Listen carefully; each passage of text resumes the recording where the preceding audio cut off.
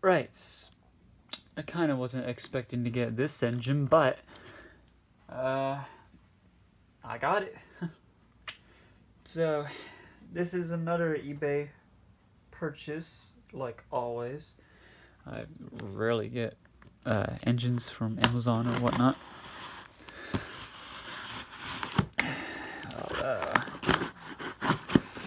This time, this one was easy to open.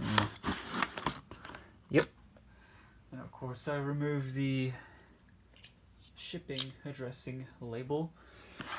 So, let's see if there's any papers inside that includes another address. Oh, no, we should be good.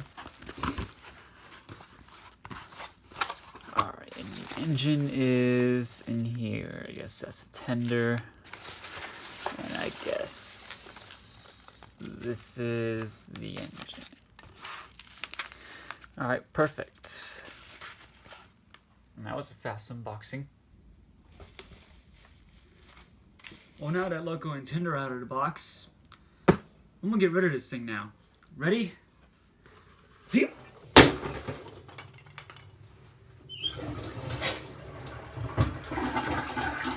There we go. All right, so now that I threw the box out of the way, and it's gone now. It's down the toilet. It's all good and go. All right, now let's unwrap this thing.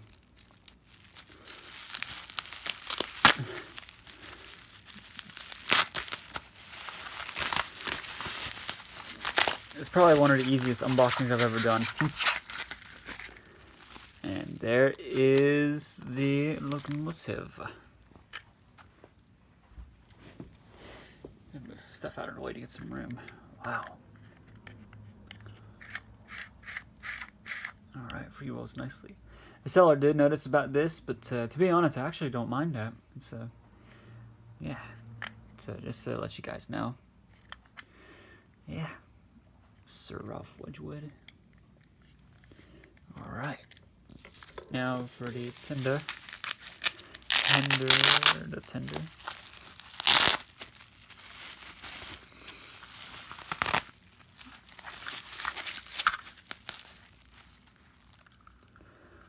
Yep, typical Hornby tender.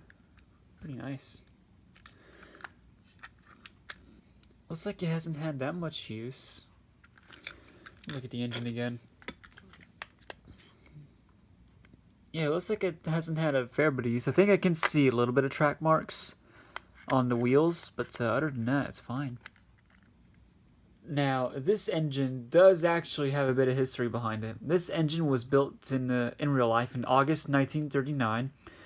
It did have the name Gadwall at the first of its life, but next year they changed it to Sir Ralph Wedgwood. This engine actually lived a very short life, unfortunately.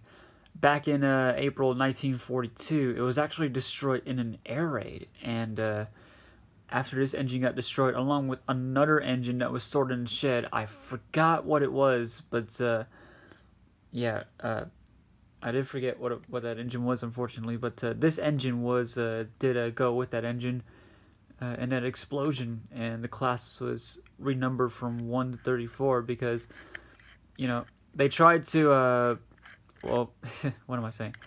The engine got sent back to Doncaster to try to get it so they can fix it, but they couldn't fix it, so they got rid of it. And like I just said, the class is renumbered from 1 to 34.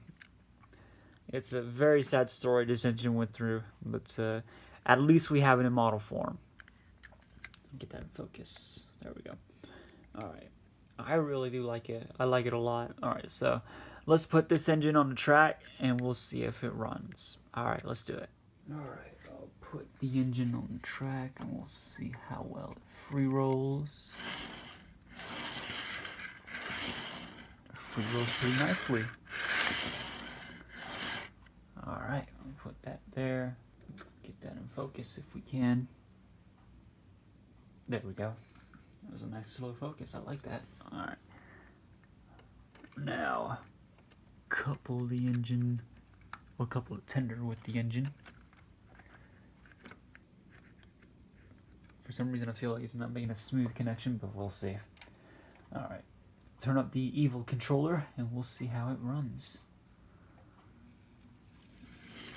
Oh wow. To my amazement, it's running smoothly. Wow. That is one very smooth runner. Look at it go.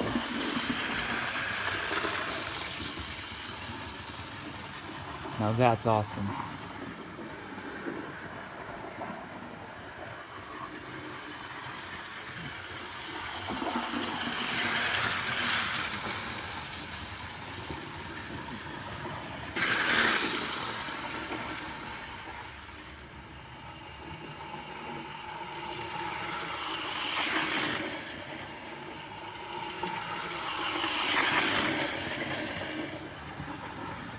I have to say, this is probably the smoothest vintage running A4 I've ever seen in my life. Alright. Let's see if they can do a crawl.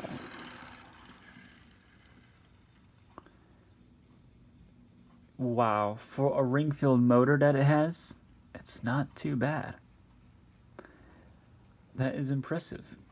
Yeah, it's stuttery, but hey, it doesn't really matter, to be honest. Wow. Well, I am amazed by this. I didn't expect for an engine that's this old run so smoothly. I mean, they must have done something to it to make it run that smoothly. I mean, yeah, it's a vintage A4. What else can I say?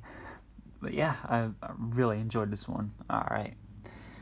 Well, that's going to be it for today's video. Thank you all so much for watching, and I will see you guys in the next video. Take care, everybody.